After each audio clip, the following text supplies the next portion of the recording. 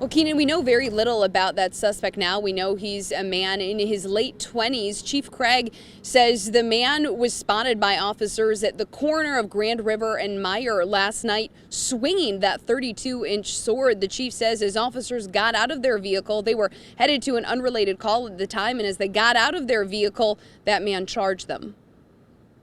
They asked him several times to drop the weapon. He refused. Instead, he continued to advance. Chief Craig says his officers first used a taser on a man swinging a long sword at the intersection of Grand River and Meyer Thursday night, but that he was in some sort of protective gear. Some describe it as something that hockey players wear. His forearms were covered. So as the officers deployed the taser, it did not take effect. That's when the chief says one of the officers shot the man, who later died at the hospital. At some point, Chief Craig says the man threw a dagger at one of the officers, cutting them below the eye. According to police, the man tried to get into the marked DPD cruiser. As he was chasing the officers, he entered into the driver's side car, still armed with a very long sword. Again, he threw the dagger.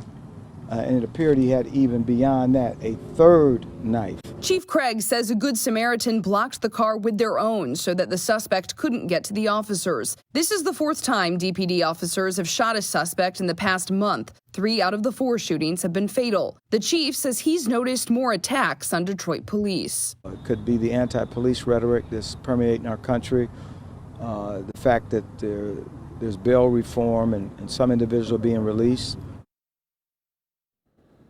It is unclear right now if this particular suspect was out on bail or his state of mind during all of this. That's obviously expected to come out during the course of this investigation. At this time, again, all we know is their approximate age, which again is in his late 20s. We expect to learn much more about this later on this morning. Of course, we'll keep you posted both on the air and online at WXYZ.com. Reporting live this morning outside DPD headquarters, Jen Shantz, 7 Action News.